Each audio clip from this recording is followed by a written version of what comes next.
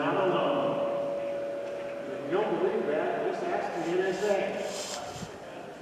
My name is Phil Cisneros. I'll be your MC today. Fascinating array of speakers that we have for you. I think you'll all enjoy them. And without any further ado, I think we should get to them as quickly as possible. First of all, I'd like to welcome you to the 2015 New Mexico UFO Conference.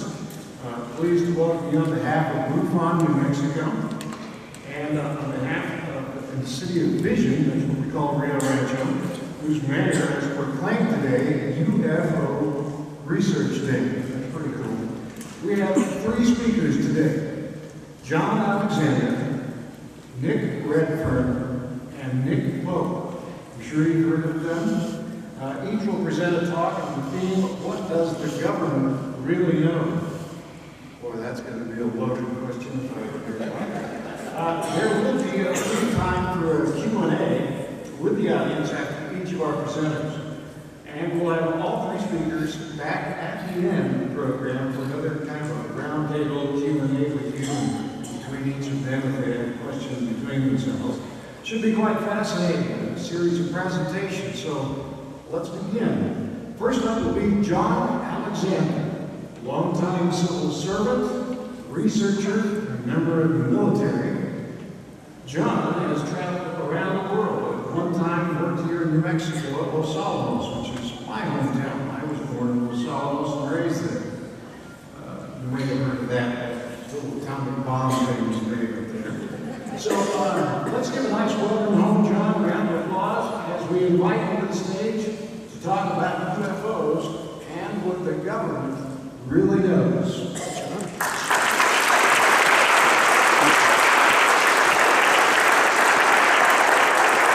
Afternoon. Pleasure to be back in New Mexico. I used to live up in Santa Fe, and my second career was at Los Alamos National Laboratory, which had nothing to do with UFOs, I might mention. This will be kind of flying, and we're going to hopefully cover a lot of material. But first of all, I'd like to tell people I have an agenda. I'm pretty straightforward about this. I think it's imperative for these phenomena that we enable senior scientists to get involved without risking their reputation and career. I've worked at very, very high levels in boards. You'll find people who say, yeah, I'll talk about it, but don't tell anybody in public, because you can, risk your reputation or career if you become associated with these phenomena. I have ended up studying almost all of these areas. And one of the problems that I see is we tend to stovepipe the UFO. People talk about UFOs. Again, I was the past president of my doctorate in thanatology and near-death studies, was the past president of IONS with the remote viewing, on the founding board Remote Viewing Association. We did studies with psychokinesis, interspecies communication, and my bias is that somehow all of these things are interconnected, and that includes UFOs and even, we got lights on there, but Sasquatch, other kinds of things. Now, we have some association that we know. Now, one of the things I tell people, if you're going to get involved in these studies, you need to have three things. First of all, you better have a sense of humor, because you're going to be attacked. I don't care what your position is. UFO community is really vicious at times. The other is you better have a day job or be independently wealthy. You're not going to make any money at this. And finally, you better understand conspiracy theory, because either you believe there's a conspiracy and a cover-up, or if you don't believe that, you're part of the cover-up. Now, let's start with the basic problem. What is a UFO? As you know, we got little balls of light, got hard craft that are more than a mile across, and everything in between. Thousands and thousands of variations.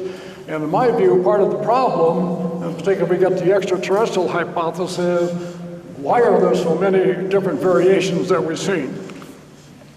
Now, is there life beyond Earth? Absolutely. I mean, we know just from a purely astronomical and mathematical approach, the probability of sentient life somewhere in the universe is almost a certainty. But, you know, there are stars out there. One of the things we have started discovering in the last few years are the number of planets that are out there. Before that, we were unsure, but now we're talking billions and billions of planets. Certainly, some of them are most likely habited. Now, here's the spectrum of belief systems, and I'll tell you now. You've got debunkers over here that are just flat, you know, it can't be, therefore it isn't. We've got skeptics that say, well, I'm not so sure, I haven't studied it. They've got the majority of the people, probably 70% of the population, say, yeah, UFOs exist, and that's okay. Then we get into crash retrieval. You know, did something fall down? We'll certainly talk about that. ARV is the alien re-engineered vehicle. In other words, have we retrofitted one and flying it around? And this one's kind of interesting. Or aliens here. There was actually a global poll that went out that said 20% of the population of the world, this wasn't a US poll, but a global poll says, you know, that they believe that not only are aliens there, but they're here walking among us. Now, this is a popular opinion. I take on MUFON here. There's, you know, the shirt that says, doing the Air Force's job. Yeah, not really. Now, another thing you constantly see out there is the government denies the existence of UFOs. Again, not true. There were some early documents that came out into this, but if you look at, this is the famous Twining memo, 1947, and he says, you know, this phenomenon is real, it's not an illusion and that. Now, there's, by the way, we'll talk to Roswell later. It's interesting, this was a top secret document, talking internally to the Air Force, says there's absolutely no hard evidence. So the timing on it was quite interesting. But they said, this stuff's real. The government has not really denied reality. You go back to 1952, this big sighting over Washington led to the Robertson Report. And they actually scrambled UFOs. Many of you know this history. But the conclusion of the panel was they're worried about it clogging in communication, that it might mask a real threat. And remember, the timing, some of the people here are old enough to remember that hey, this was a different time. This was early in the Cold War. And we thought that at any minute we might be nuked and whatnot. And they're worried about the public might induce hysteria. Famous Condon report, the Colorado report. Reality is, Condon was right. The misperception is that Condon was not asking, are UFOs real? The question to Condon was, are UFOs a threat? And it's been, you know, like half a century, haven't had an invasion. So the answer about no threat is pretty accurate. Now, there's a lot of misconceptions. First of all, Condon really didn't even participate. And yet, he wrote the recommendations and conclusions without being involved in his own study. He was predisposed to begin with. Now, they say, the problem that I deal with in the scientific community is the misperception that this was a thorough investigation. It really wasn't. Pay on it started out at about $250,000, which in, you know, government dollars even then, that was not a big deal. But the scientific community to this day believes that it was thoroughly investigated when it wasn't. But it did meet the Air Force's objective. What the Air Force wanted to do is just make this go away. And so this was the ability to pass it off to something else. Now, what I did when I was still on active duty, I put together a group, TSSCI, for those who know what it is. The participants came from all of the services, from the intelligence community, and from aerospace industry. It was an old boy net, had to know who you were. And there were no written reports. And one of the things on FOIA was getting hot at those days, so we insisted that there were no written reports. So if anybody asked, it would not be found. But what we found was not what we expected. This is what we expected. Remember, Raiders of the Lost Ark, the big thing, you know, we thought probably was a crash, got stuck away. They looked at it and said, what the hell, we can't figure out what this is. We'll go park it and come back and look at it later. However, you know, what we end up with, I just did an interview and pointed out that about 95% of all sightings are explainable. maybe not at the time, but there are atmospheric, and particularly now with drones, there's a lot more things flying around that are going to be misidentified. But they have prosaic answers. But the problem is you end up with about 5% that you really cannot explain. And some of them defy all conventional explanation. I'm going to just quickly touch on a few of these cases that I think are really good. And I put Bentwaters. I know Nick Pope is going to talk about, probably include this. This, I think, is one of the best cases. You had about 60 to 80 witnesses, many of them in the PRP, the Personnel Reliability Program, highly reliable. They were taking drug tests. They weren't hallucinating. And they ended up. And with this, you got physical evidence. One of the things you always ask about is physical evidence. You had indentations, you had plaster casts, you had radiation. When I first talked to Jim Peniston, called up, he's the guy who went out initially and he said, I want to talk to you about UFOs. He says, oh, you mean the one I touched? That's pretty close proximity. Phoenix Lights is actually a pretty good case. Thousands of witnesses. By the way, Phoenix Lights wasn't in Phoenix. I'm from Vegas. It actually started in Henderson, Nevada, was time synchronized over Kingman, Arizona, Prescott, down to Phoenix, and on down to Tucson. Thousands of witnesses, and interestingly, one of them was Fife Symington, who was the governor, who came out later and made a big joke out of it, which I thought was really unconscionable. And by the way, it's like, I'll back up, but both Bentwaters and Phoenix, they are not single events. We treat them as if it happened one time. The reality is with Bentwaters, weird stuff was happening there, before they opened the base and continued to happen after the base was closed. But there are multiple events. Gulf Breeze, a similar experience. Great book by Bruce Maccabee when he wrote, it was all attributed to Ed Walters, who was the guy who first reported it. And then Bruce did a story of Gulf Breeze without Ed, 50-some independent witnesses. This is another one, the Larry Coyne. This is a helicopter case. Helicopter's flying along.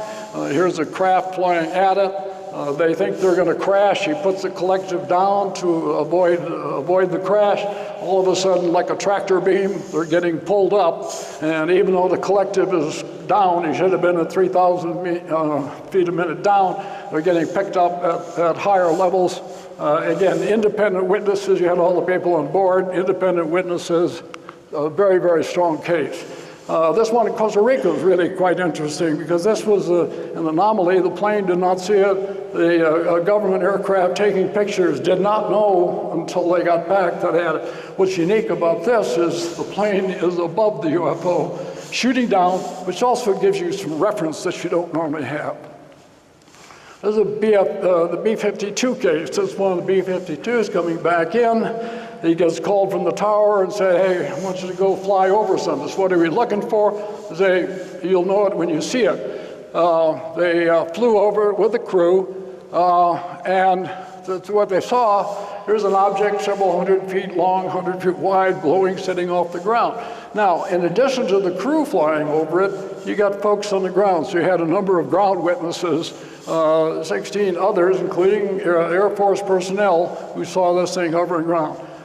The reason I put Blue Book as a disgrace on this, and they said they misidentified Venus. You say, well, how the hell did B-52 fly over Venus? But these were the kinds of reports. Oh, they also got it on radar. There's thousands of cases of aviators. This is just a few, some you're familiar with. One I like is the United flight is flying between San Francisco and Boston. He's driving along on autopilot. Air traffic control comes up and says,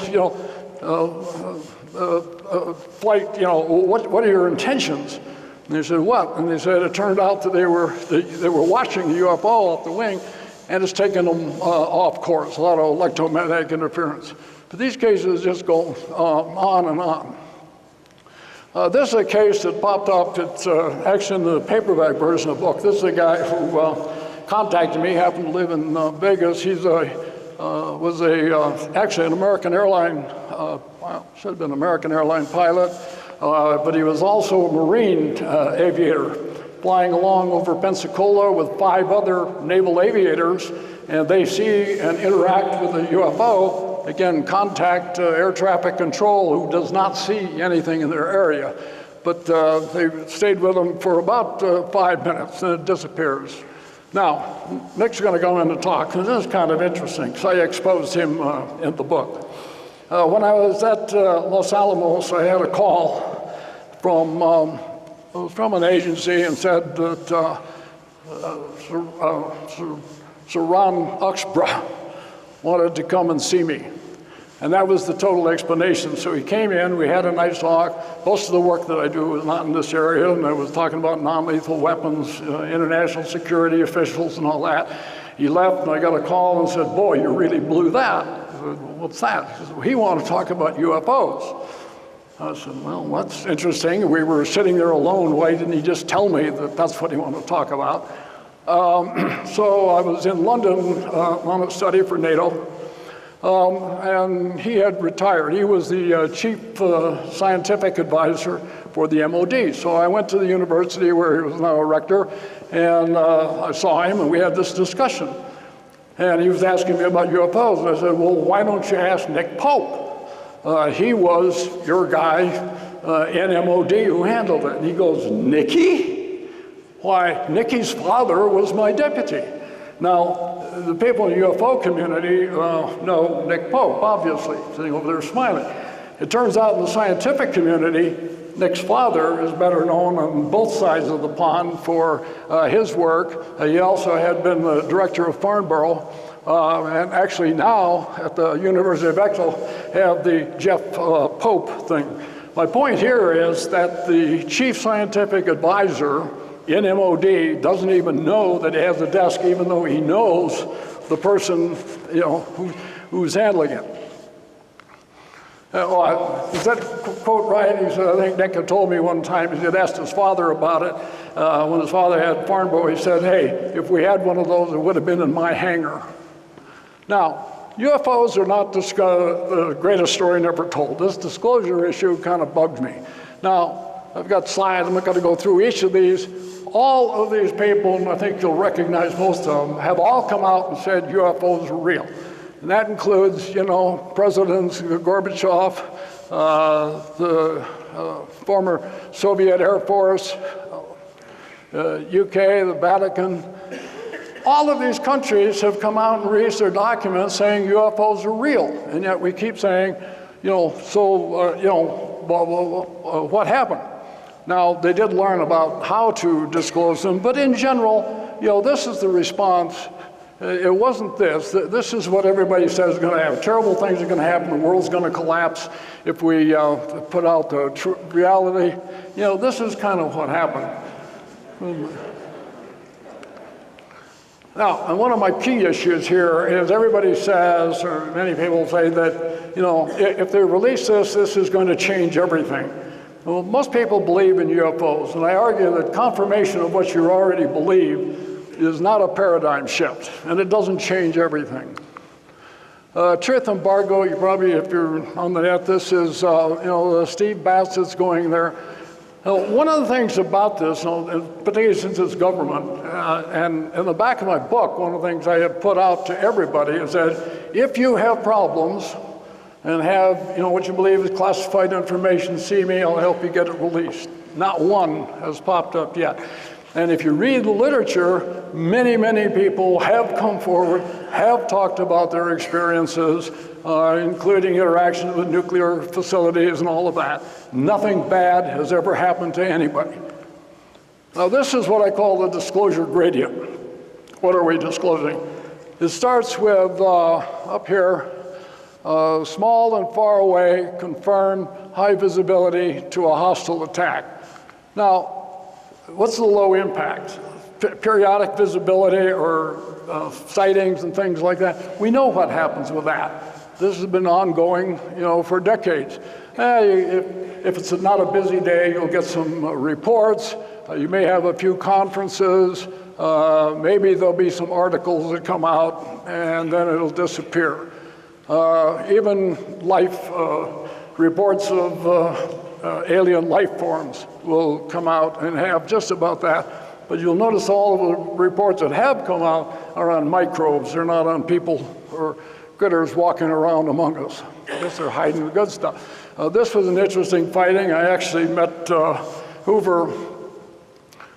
He actually retired from NASA because he was going to make a revelation and actually wrote to it, and they didn't want to hear it again.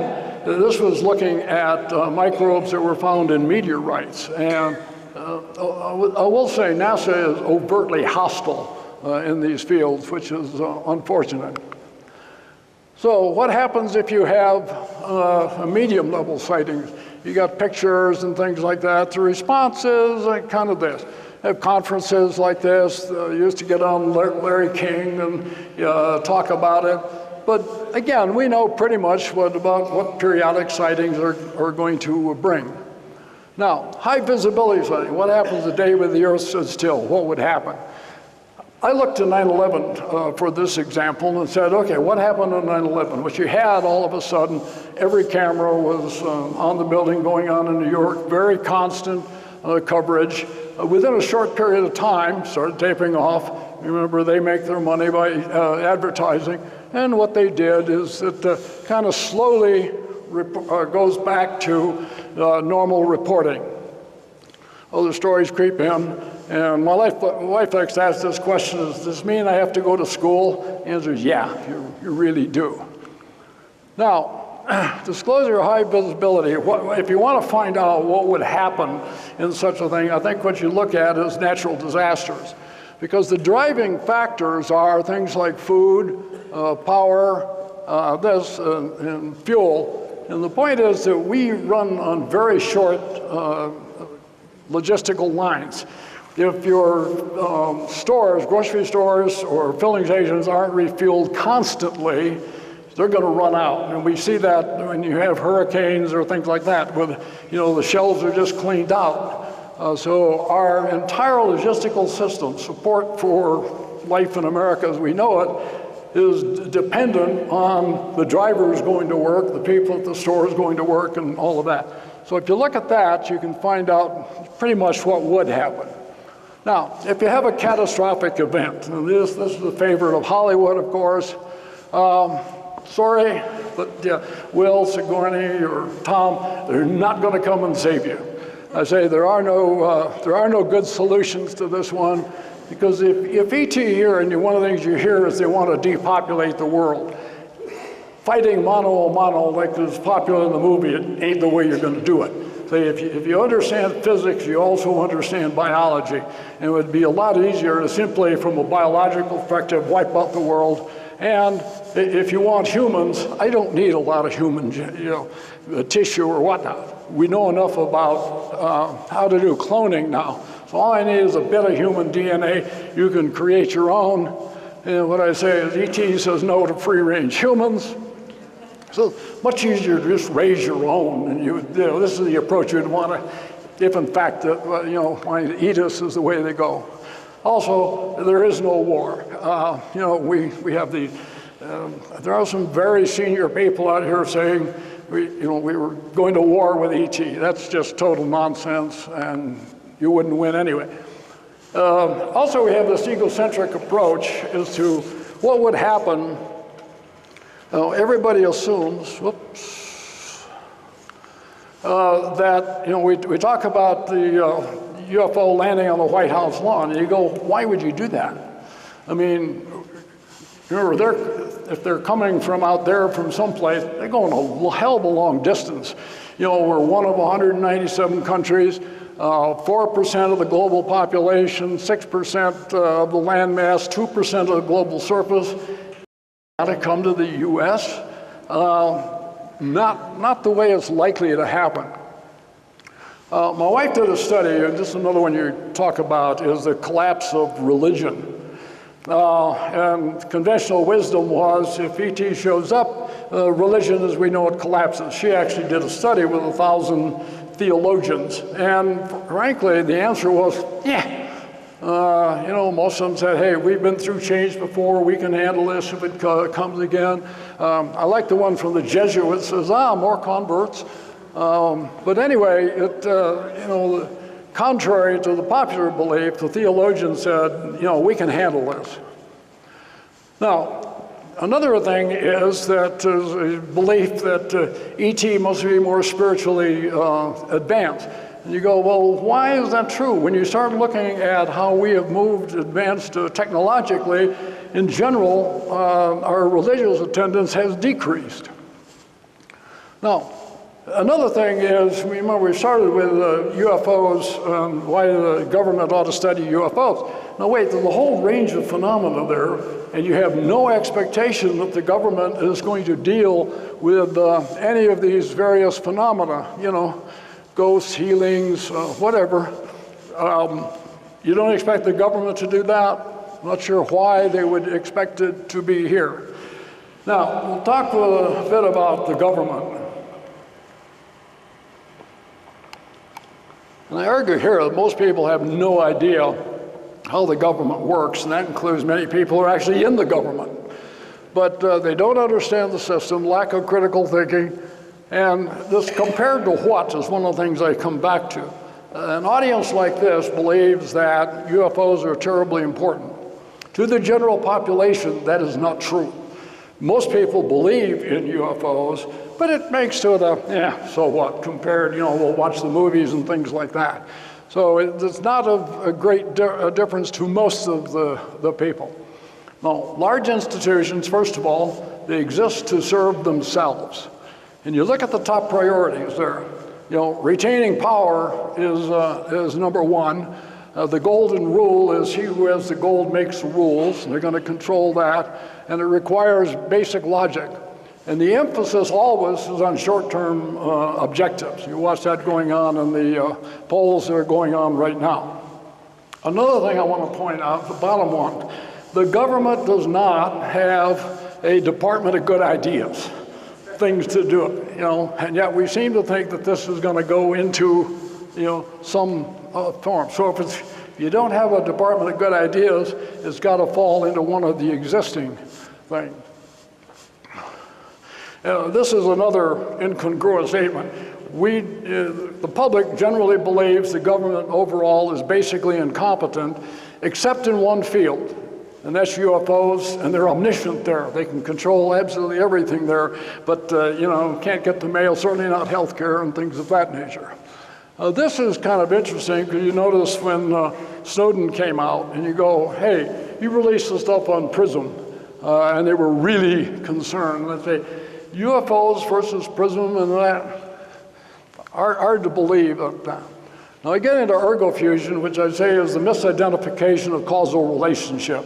If A, therefore B, not necessarily. We also have a lot of them where technology causes bad behavior. We always hear about the slippery slopes. I'll argue all slopes are slippery. And those are not great ideas on why we ought to be controlling. Now here are some examples, of misidentification is, if you have UFOs, therefore Pandora exists. Probably from the movie. If the UFO or the government asks a question, does that mean we have spies involved in it? Ergofusion, you have an individual request. I'll talk to that one a bit more. Woolsey asked CIA to look at it. Individual interests. This is really kind of an important point. The huge difference between individual interest and institutional responsibility. We have people throughout the government who have, independent belief systems. They have interest in a wide range of area. That does not necessarily translate to, therefore, the agency that they're involved in is going to have interest in the area or responsibility as well. We'll talk about old documents in just a minute. This is one the CIA actually did a study. You had Jim Woolsey, who was at one point the director, and he says, what do we know about UFOs? And he had a guy, a historian from NRO, National Reconnaissance Organization, and they went out and looked. And again, the answer was, well, it was one thing. He actually found a memo. This was kind of interesting. This, I think is important. CIA found a memo that said, oh, we're part of a group for a quick response. And oh, by the way, that group has never met. So again, tells you something about the level of priority. And the report that we came up with said very little new. Ended up saying, like the JFK conspiracies, no matter what we say, this issue is not going to go away. Another thing, I love you guys. I mean, Stan Friedman is a good friend. He's a great researcher, but he constantly, holds up these things. And you see these documents. Most of them are at least 50 years old. And you go, where's the new stuff that we keep talking about? Now, conversely and importantly, who does believe in UFOs? Well, it turns out some pretty important people do and would disagree with me. Ed Mitchell's a personal friend. We discussed this many times, been on boards together, and we come to different conclusions. But you have John Podesta with God. You had many senior officials from the French who actually put out a document saying the UFO, the government is hiding it, and about 70% of the population of the U.S. believes that the government is withholding information. One of the things they keep talking about doing is, let's have congressional hearing. And you go, why do you want to do that? Now, everybody thinks in terms of, the Kennedy assassination hearings and all of this. I picked a particular day, I was giving this before, and it was 5 February of 14. That day, the Senate held 4 hearings, the House had 17 hearings, and if you look at the productivity of Congress, you go, eh. So I do not understand why people are so bent on having hearings. It really means that people get together and put some things on record in about half a day, but you're not going to get to the bottom of anything there. Now, how important is this to the American people?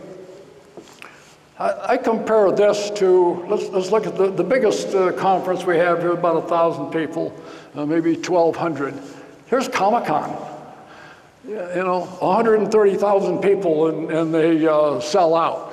Really, and they said, if you think UFO crowd is weird, you want to attend Comic-Con. I looked through the biggest one was 4 million people. This is in India, a recording artist I had never heard of. But there are many concerts here with over 1 million people. Yet getting 1,000 is unusual. I mentioned this was last month. I was in Nasik, India, went into the Godavari River. There's a Hindu ceremony that's held, Kumbh Mela, which is held every 12 years. There's a convergence and the sadhus come together. Had my sins washed away in the river here. Said I'm looking for some new sins now, but the point here, there were in that day in the river, there were 4 million people. There were 40 million attending this whole thing. So that is when you say globally, what's an important issue, that's getting up there. The biggest UFO conference, actually it was Elijah Muhammad had it, had 17,000 people to talk about him in Chicago. Now, one of the things that you read all the time that the others are here. I say, okay, well, if they're here, it's certainly not for our benefit, and this is who they came in with, the 4 horsemen of the apocalypse. If you look at epidemics, poverty around the world is certainly getting worse, so ET's not helping us there. Same thing with food shortages around the world. If they're helping us in, the conflicts that are ongoing, certainly not helpful. And this is a huge compared to what? I use this number on every presentation that I give. At some time today, because these numbers are whirling down here, this is the national debt as of some point today. So when you talk about what you want the government to do, and you compare it to war, problems of the middle class, or the planetary survival, and healthcare, what is it you want our leadership to be focused on? I also talk from a military perspective because they seem to think it ought to be in the military. This is, I think, something that's not recognized. This Ranger is returning home from his 14th combat tour. A bunch of people here don't realize that we now have people who have been in combat more than 3 times as long as anybody in World War II.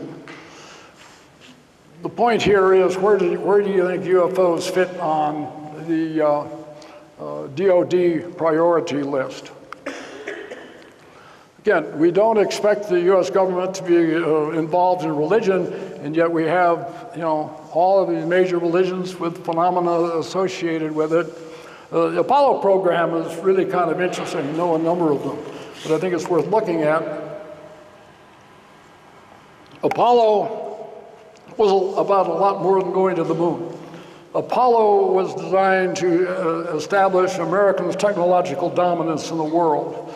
At that point, 4%, I'll get to it in a minute, but the amount of money, that 4% of the government budget was associated to NASA. These are some of the Apollo astronauts that I know personally and have been associated with. And they all said no. Even Ed Mitchell, who seems to think there is a cover-up in that, is very clear when he says nothing that he learned from NASA has anything to do with UFOs. Also, when you look at, if you remember when we first sent men to the moon, 11 and 12, what happened when they came back? Anybody who's old enough to remember, they went into isolation.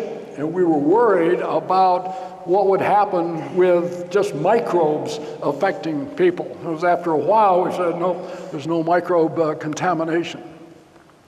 But there are stories out there that says you want to believe that Eisenhower was allowed to go on board and communicate with them. The point here is that we have, if we had the slightest participation, I might mention, Helen Kupperman was a friend of mine, who Bob, who was the director of FEMA, and she was a lawyer for NASA, and says, we did not forget about this. We had many discussions and actually came up with protocols and said, it called for, if ET, it would be automatic worldwide release. There's treaties that suggest that as well. And there were no contingency plans. And Roswell, Holy of Holies, and this is one that inevitably gets me in trouble, particularly here in New Mexico. Because I come down against Roswell, and I am absolutely convinced that something happened at Roswell, no doubt about that. Was it ET or not? Again, I come down, no. I will say, I have very high-level, influential friends who totally disagree with me on this point. What I deal with is my first-hand evidence, and my first-hand evidence says no, that what you had many witnesses, a few of them are credible. When you start studying it, the facts never all fit. Now, Roswell is one, I don't care how you study it, this twain never fits neatly in a package. But another thing, Roswell was not a big deal. Yeah, there were headlines when it first came out in '47, but then it really died off until Bill Moore came along in 1980. Said Roswell was real, but I think we can talk to it. Actually, Bill Burns, who was a co-author with Phil Corso, wrote to it, and they brought a couple of guys in. I am really convinced. I think that Jesse Jr. and Sr. absolutely straightforward. One of the things I like Jesse Jr. is he said exactly what he knew and nothing more. Too many people in this field just kind of embellish. He says, my experience was 15 minutes, in 1947, that's the extent of it. But a number of thin film materials were laid out and said, do you see the material that you saw then, or a similar material? And there were 2 witnesses who we believed had their hands on it, and they go, that's it. And said it was metallized mylar, and it was available in that time, and there's a pretty good reason for why it would have gone long. By the way, the Air Force did an absolutely abysmal job in their reporting on this. So, in my view, we have a logic problem when you get into the political aspects of it. You got politicians who are in competition for the most powerful position in the world. These guys would sell their mothers. And yet, you know, even though they had access to the information, this is the one secret that they don't use. And I argue this would be the quintessential October surprise. You release information about this just before a major election. This was Story. Story and I were being inducted into the Hall of Fame and the Smithsonian there. Story is one, and I've included him in the book as well. As you know, he's an astronaut, probably more time than anybody else in space. Just said, if I ever find information of it, I will release it. And he has been involved in the secret crashes. Now, I argue if all of these crashes happen, as everybody claimed, ET has a quality control problem. They don't even understand, you know, basic crashes that technology that we have on cars today, much less that you have in space. You find out there, I had found one site listing 38 crashes, 122 bodies, and 14 live ETs. They don't do very well. Now we have a lot of self-inflicted wounds. We'll talk to Phil Corso, the book Area 51. Most of the stuff is demonstrably false. Doesn't stop us talking about it. Phil Corso was a friend of mine. He's a really great guy. Problem was, now he was who he said he was. He served where he said he did. But when we went in and checked, we knew about Phil before the book came out. I was at the National Institute of Discovery Science at the time. And that's where we met him before. That's Al Puthoff. Some of you know George Knapp, me, and Phil. And the problem is when you started checking out particularly the stuff on the technology, you know, the technology advances, you know, in kind of a straight line. You don't see it go along in any place where it makes a big jump. Turns out the director of Night Vision Lab was a personal friend of mine, the guy who actually built the laboratory. And he was open to weird stuff. I actually had metal bending parties in his lab. Worst one I've ever done, wouldn't do it again, but the guy was open to it. So I asked him about the history because, you know, they talked about alien eyeballs and all that. Just not there. The technology developed, and they say they did not have ET. Now, unfortunately, I wrote a letter, in fact, in the back of the book, on the annex, there's a 7-page letter, single things like, Phil, it's Delphi, Maryland, not Adelphia, kind of mild to no, the Cold War was not a cover for fighting ET. And we met, and he had a heart attack. Son was getting married. I was down in Florida. We went up and spent the day with him, and he said, yeah, I need to write a new book too, and he was working on it. He showed me the work. Phil was not computer literate, a lot of handwritten material. So he was working on making the changes, and unfortunately 10 days later had a second massive heart attack and died, so that went on.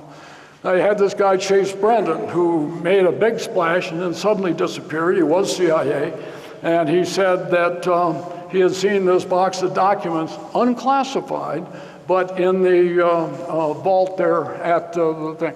I filed a FOIA, and finally it took them 2 years to get an answer and say, we have no such file.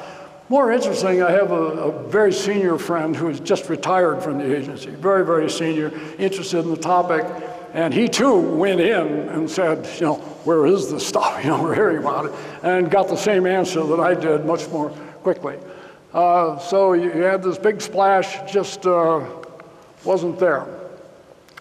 Area 51, tragic book. The Roadrunners, who were actual pilots from the area, thought they were going to finally get their story out. And what happened was that you had this Al O'Donnell told the story. Now you have other stories that come out from people who unfortunately really are in some of the positions that they say they are, but the story just doesn't hang together. This was, you'll find this one on there, is an anonymous source, talks about Eisenhower as the captain. Eisenhower, who is the president, comes to see him and tells them that they're going to invade, the Third Army invade Area 51. I mean, just total nonsense stuff that doesn't hold up. Stephen Greer stuff that It was interesting. I know the people did the research on it and said, no, that it is human, severely deformed human, but DNA said it came from a female in the Atacama Desert region in Chile, exactly where it was fine. And you'll find on all of his missives that go out to send me money. And my point here is that deformity is more common than you might accept. Here's an example of a baby that's not an alien in Venezuela.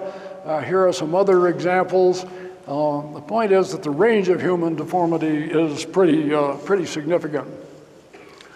Snowden put out reports of Snowden putting out things that said NSA documents said that we have the tall whites, that we got them from Hitler, and they had been driving our foreign policy. That I thought was kind of interesting. This showed up among things in an Israeli paper. This is a guy I have debated. You've probably heard him in some place. What's concern to me is the guy really was the Minister of Defense in Canada, and he's one who's put out that the nasty American DOD wants to fight with ET and we have an ongoing war. He also told me to believe every word of Corso, and we were at a conference and I said, well, who are your sources that are telling you this? And he goes, how did you ever get to be a colonel if you're asking a minister what his sources are? Well, okay. But the point was that, he said he's claiming that we're at war, that many planes have been destroyed, and you just don't find that. They got 4 species, and it gets pretty dramatic, the information. So if ET is in fact driving our foreign policy, you got to thank him, because this is what has brought us. Korea, Somalia, etc. They haven't done a very good job of driving our foreign policy, if that's it. Are there real cover-ups? Absolutely. There are some that are intentional, but one of the common factors about all the cover-ups is they eventually get discovered.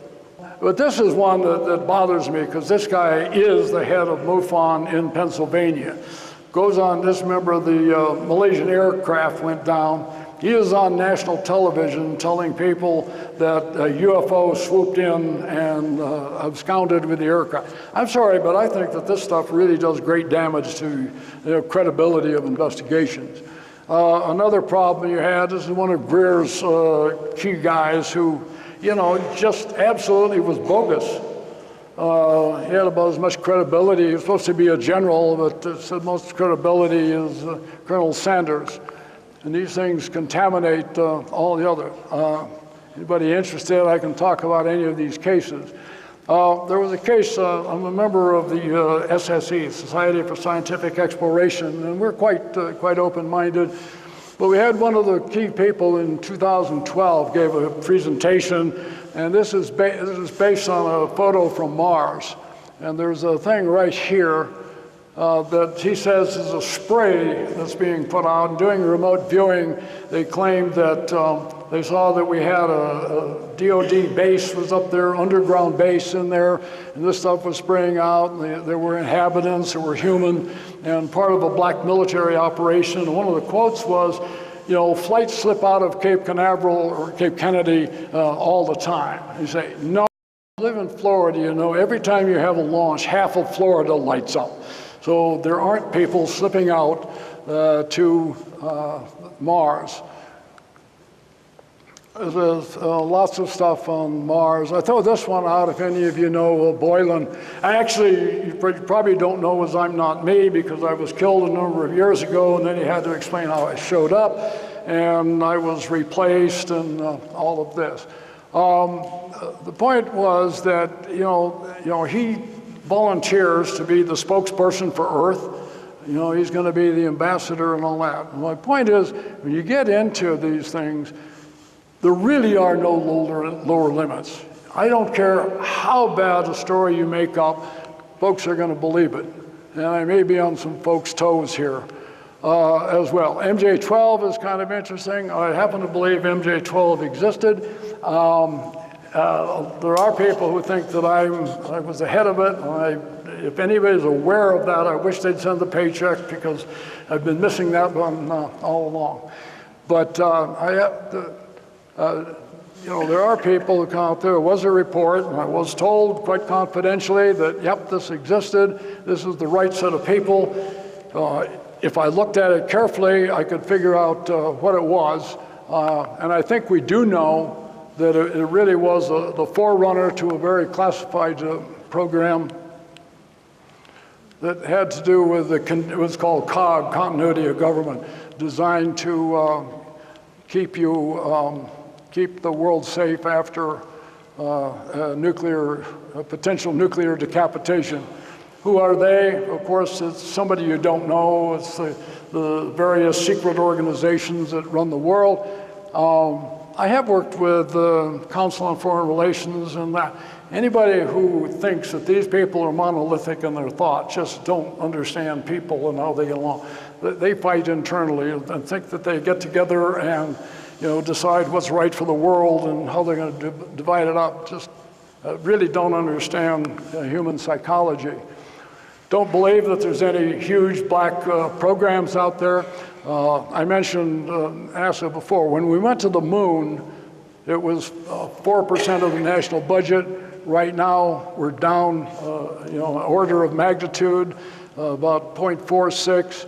If you look at who's doing what, I mean, we've now got to rely on civilian. We have civilian innovation of space, but don't have any anti-gravity devices.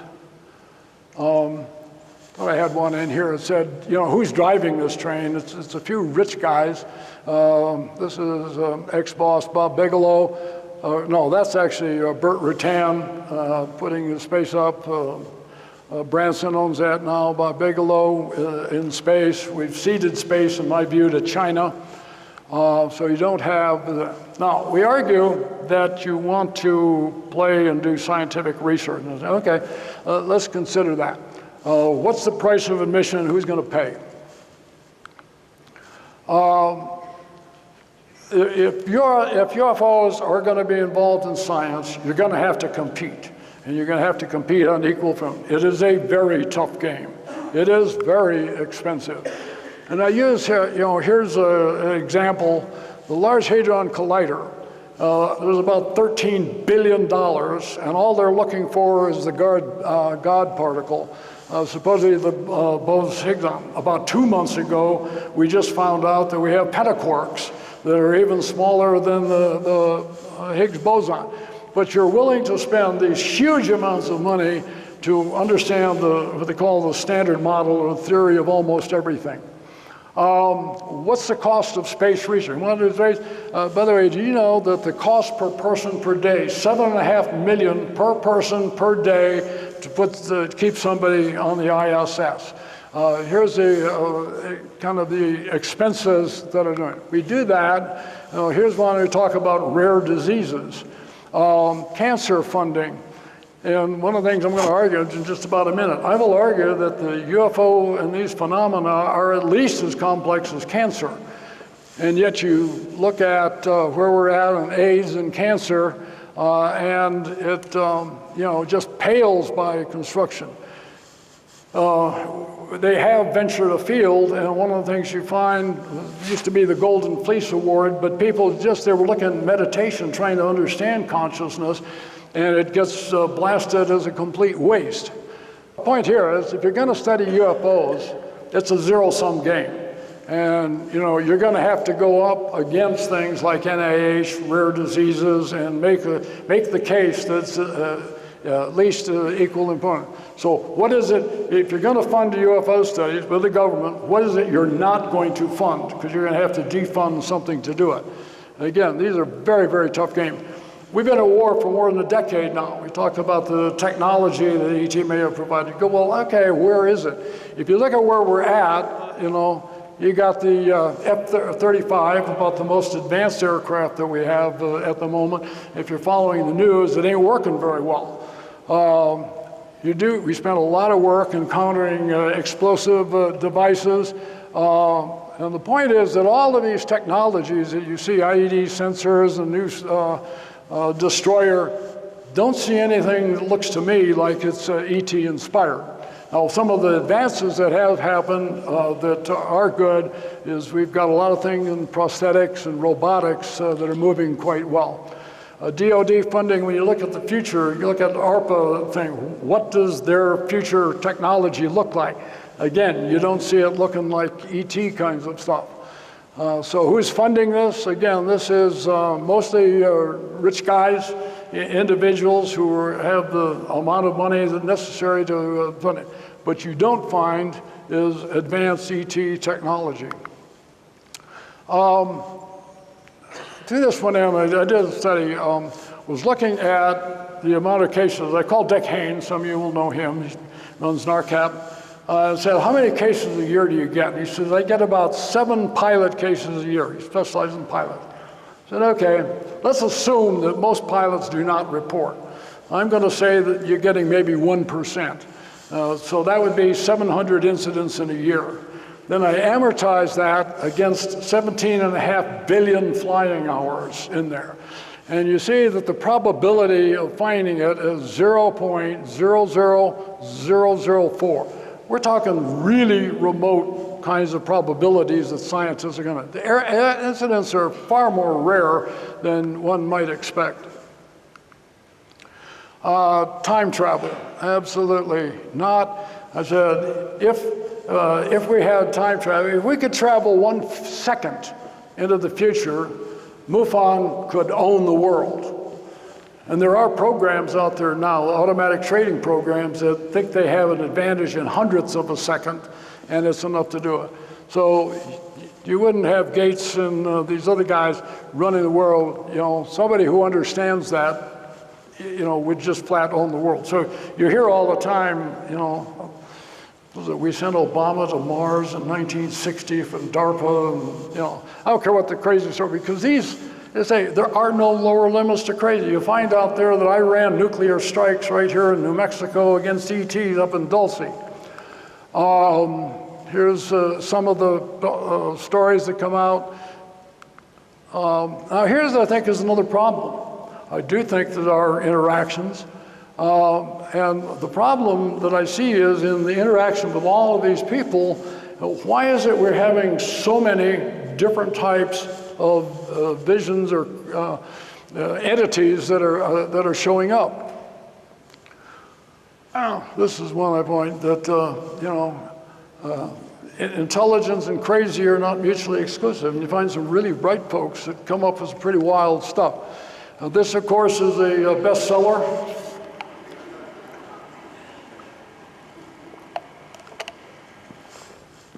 Now, one of the things, we often go off into abductions. I argue that there have been reports of interactions between humans and sentient non-humans throughout human history.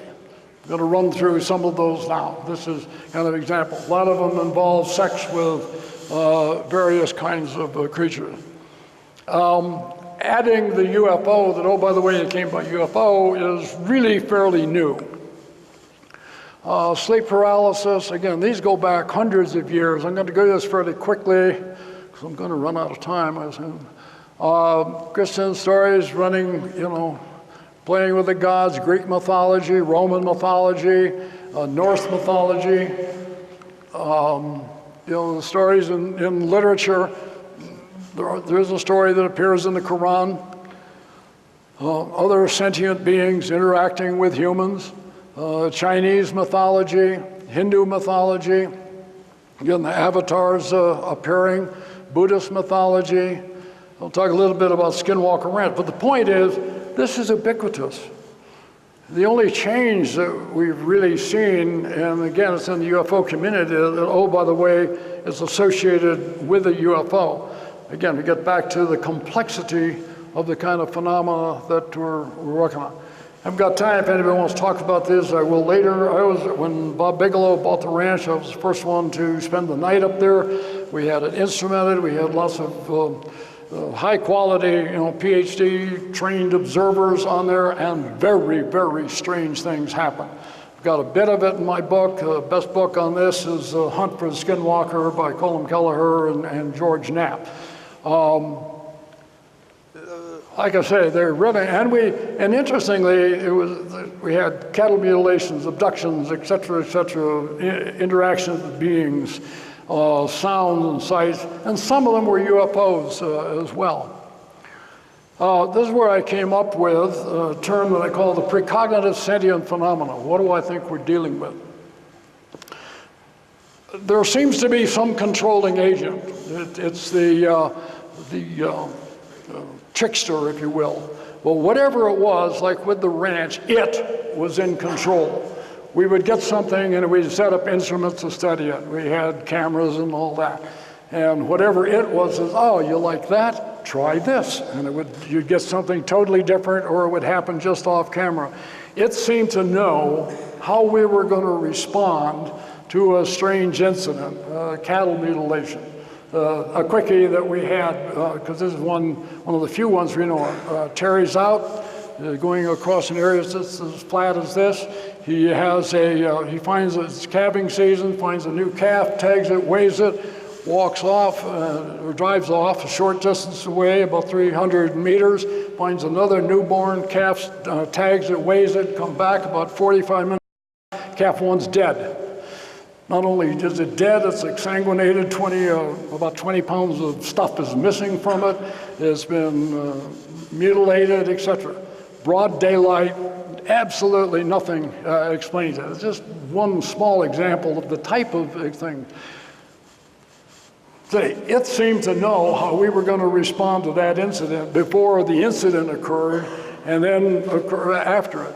So you have, and this again appears through mythology, the notion of the trickster controlling reality. The ETH, I happen to come down against the extraterrestrial hypothesis. And my rationale for that is it's just too simple. That little gray guys from Zeta Reticuli come here and snatch folks' land or whatever does not meet the observations that we see in this broad range of panoply of phenomena that occur. And why do you necessarily, we keep looking for unobtainium. You know, do we have a craft or something that has material that we couldn't explain? You actually don't need that. You'd probably expect some uniformity throughout the universe. You don't really need ET, but you have, out-of-body experiences, things flying around in various shapes and forms, again, throughout time, astral travel. These sorts of things occur. I'll talk very briefly to ayahuasca, I don't know if you're familiar with this, but these are shamans who, using ayahuasca, which has DMT as the major psychoactive ingredient, and people talk about going to other worlds and many other things very similar to what the abductees hold. This is me with Ron Wheelock, the Gringo Shaman, who I'd recommend. This is a good book if you want to read on it. Actually, we had lunch with Rick Strassman yesterday, and he did studies here at UNM, actually using DMT. This is the spirit molecule, because people who use this have these very, very strange experiences. He will argue there's more of a mediator, that it's just it is an ingredient that helps these occurrences as opposed to being one that creates the experience. This is a quote from him that I think is really quite important. It says, "We enter into invisible realms, ones we can scarcely sense, and whose presence we scarcely can imagine. And more surprisingly, these realms seem to be inhabited." And again, no UFO here, but mental thing. Met with John of God a couple of times. This gets into alternative healing concepts. He's done Abydinia, Brazil. This is another one, interesting. A lot of it's built down there is built on spiritism. One of the things I argue is that the belief system in the US, Western Europe, is very much materialistic. If you believe in the spirit world and the real world, they are very separate and distinct. When I work with the shamans we have around the world, for them it's a continuum. They move kind of back and forth seamlessly. Allan Kardec has a quote religion. I bring this up because I do a lot of work down in Brazil. This woman here is the wife of a friend of mine, a Brazilian colonel, absolutely bedridden. And the traditional medical doctors basically said, you know, go home, there's nothing we can do for you, and went to the Spiritist Church. Now, in Brazil, and I deal at fairly high levels, intelligentsia, ministers, etc., they have no problem incorporating these alternative belief systems as well as understanding materialism, even though they've been trained in Western science. It's our belief system where we separate the spirit world and the material world that I think is problematic and not necessarily true every other places. Okay, this is in Papua New Guinea, and you know, that gets into near-death experience and that. I guess the point is, I said I had worked with NDEs, and Eben Alexander, no relative, I recommend his book, Proof of Heaven, just phenomenal. Here was a neurosurgeon who was unconscious for 7 days and knew they had no higher cognitive brain functioning and has these tremendous experiences. But my point here is dealing with the funding. In life after death research there's almost no money involved in it, and yet that's an issue that affects 100% of the population, and you can't get serious research into these areas. Alternative healing methods, that affects the vast majority of people here, and yet again, you'll find some very, very small amounts of money that are put in. If you're not straight into allopathic medicine, you know, your chances of getting funding for research, even though these studies on the use of meditation and things have changed, you know, just substantially impacted. Rare disease, by the way, is any disease that affects 20,000 people or less in a year, and you will find modest funding, NIH there. UFOs actually impacts a very small minority of the people that have vast interest. And again, the amount of money that you'll find in research in it is very, very small.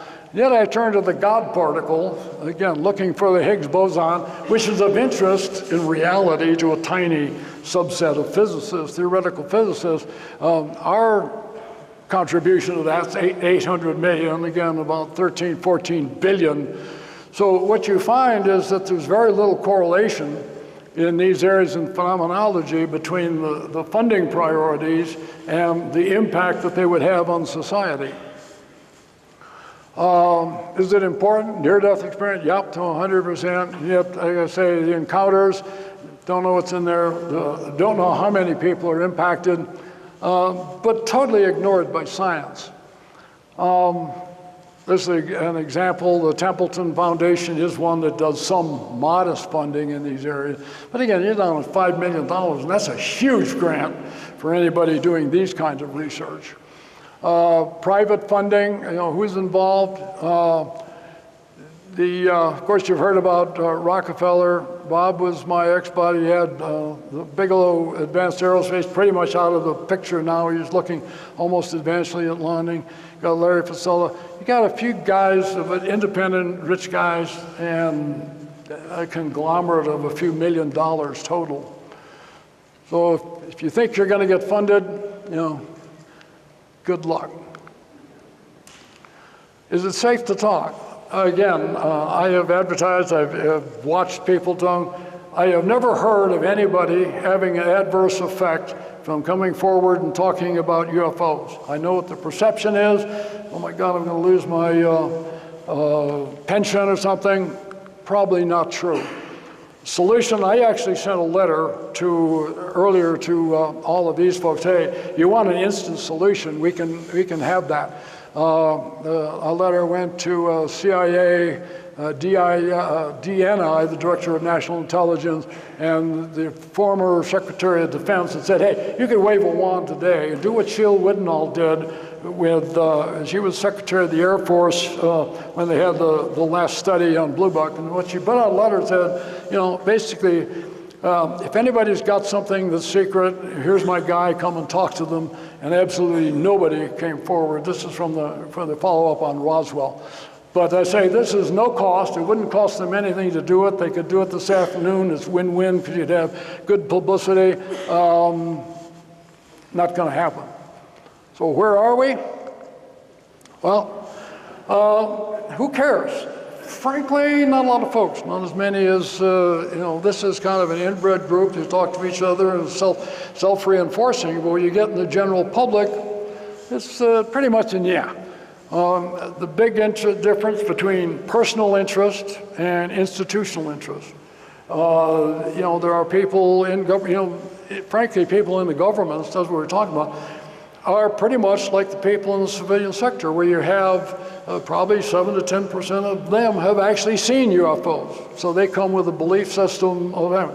I mentioned one of the guys that I talked to, a former 3-star general, who was the head of one of those 3-letter agencies, and he says, A, we don't do that, we don't have any requirement.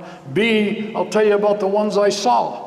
So here's a guy who had a very senior position, had a personal experience with seeing it, and yet that does not translate to the institutional responsibility.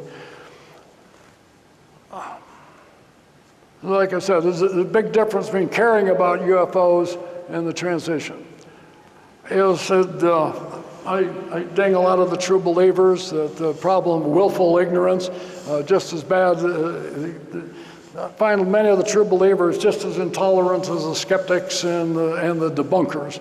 If you don't buy into every aspect of whatever their belief system is, you become the enemy. Things for the president to do, where might this fall on the partisan's list? Well, given the kinds of things they're worried about right now, and then if you get down here, probably, if it's that high on the list, I'll worry about ET.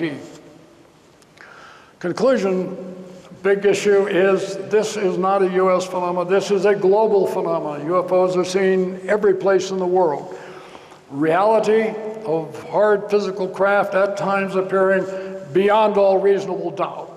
If UFOs or psi was a crime, it would be convicted. There's no doubt about that. There's massive amounts of evidence, including physical evidence, that definitely supports them. Despite that, the reality is rejected by most scientists who just won't even bother to look at the data. And one of the problems you have is with the media, it's, they have the UFO story, wonder what they were drinking, that's what they usually throw in on there. And from a government perspective, today's problems just take priority. Not a front burner issue, not going to be a front burner issue, and it's going to continue to be a challenge. What's needed? Well, first of all, I think one of the key issues, got to remove the stigma. And that's about, we need competent brain power, understanding the system, reframing the issues. And this is one down here. It's ones like the Malaysian air case that I mentioned. You get that kind of perception out in the public, convincing people that this is serious is a problem. The UFO community, own worst enemies. Bad news is if ET exists, didn't fall home, the rescue ship is not here. I know there are some people who think ET is going to swoop in and save us from ourselves. Not likely to happen. They didn't, they missed the call. This is the kind of paraphrasing the last paragraph in my book. It says, in the end, it is clear that the universe is far more complex than we ever imagined. We are not close to solving the enigmas posed by UFOs, whether we're at the front end of defining the fundamental issues and boundaries. And sometimes I actually do have a neuralizer. So thank you.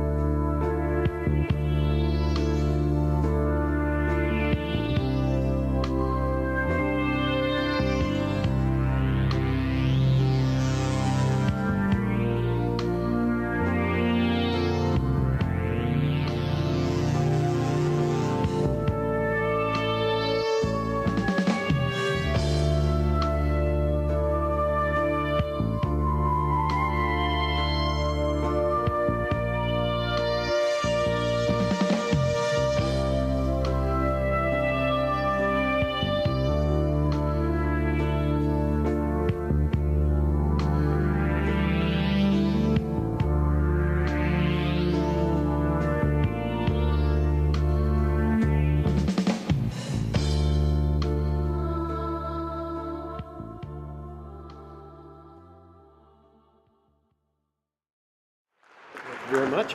At this time, we'd like to take a few questions. If you have a question for our speaker, just raise your hand and we'll see if we can get your questions answered. And then we'll be preparing for our next speaker. First of all, who has a question out there? There's one in front. Hi, my name is Brett Shepard. I am from the Lunar Anomaly Research Society, and I have a question about one of the images that you showed on the slide that had to do with the water spout on Mars. Mm-hmm. This particular image I saw when I was 15 years old. It was shown to me, and the way it was shown to me, it was turned up on its side, and there were actually embedded images in it. And it was actually the scene of St. George and the Dragon. And I was wondering if you had any conversations with J.P. Skipper or Courtney Brown, who did some remote viewing on that. Yeah, it's nonsense. I'm sorry, no, we had people look at, these are from Mars, and they went in and looked at it. No, that's on the ground. It is not a spray going through the air, as he was posing. Again, remember, he's talking about having a military base on Mars, right? Does anybody know what kind of logistics it would take to put somebody on Mars and be constantly resupplying them and Now, we haven't gone to Mars. And like I say, they're just flat. I did have a number of, Jim Dilatoso was one of them, but we had several others look at the photo itself and just say, no, it's not a spray going through the air. It's something laid out on the ground, hard material on the ground. Okay, thank you. Any other questions out there? I have one. Okay, go I ahead. don't need a microphone. This is a phenomenon that... Where is somebody talking? Oh, right over here. Oh, okay. It's a phenomenon that started, I believe, roughly in January 2010 of NASA's SOHO satellite capturing images of things around the sun that shouldn't be there.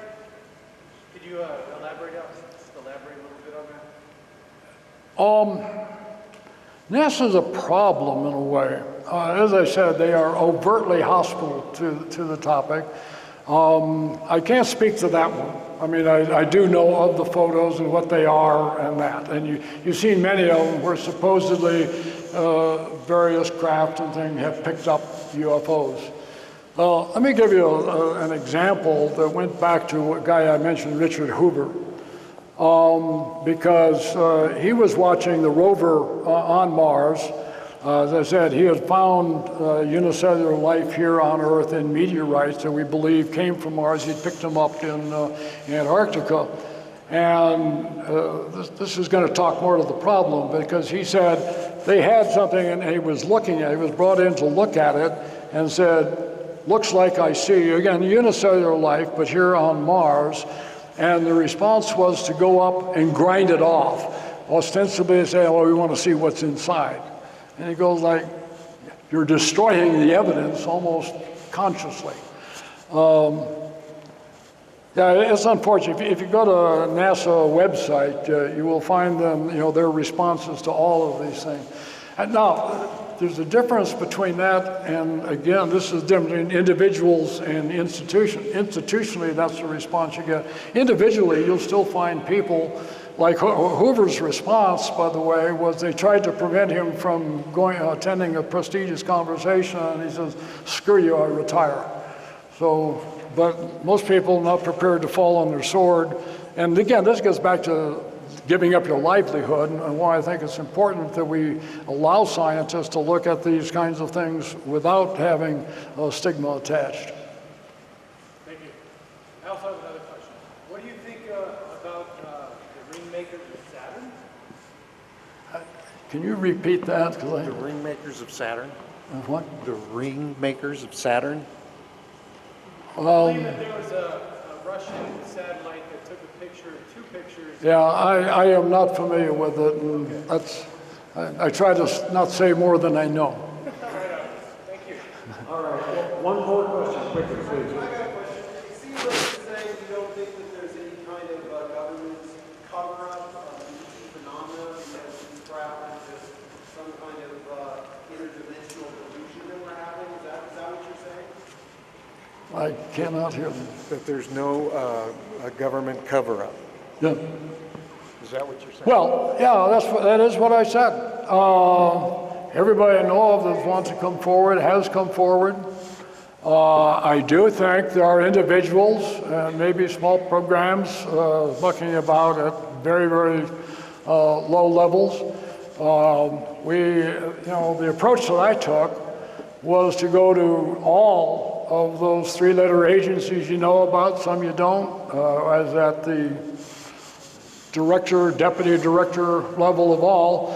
And what they will tell you is there are no requirements. See, this way you're understanding how the system works. There is no requirement to come up with information on UFOs. There are people who are interested in it. General recovery, I have never run into anybody who's told me, I know a secret I can't tell you. And if you read, there's many, many people that come forward and told some pretty sensitive things about sightings that took place around bases. I do recommend Bob Hastings' book on nukes and UFOs. So there's certainly been interactions with nuclear systems around the world. Lots of competent sightings. I've heard people say, I'm worried about it, but they come forward and nothing bad happens to any of them. All right, thank you. Those of you who didn't get a question in, we'll have another opportunity at the conclusion of all the speakers, so you'll get a chance to ask your question then. But for right now, once again, ladies and gentlemen, let's thank Mr. John Alexander.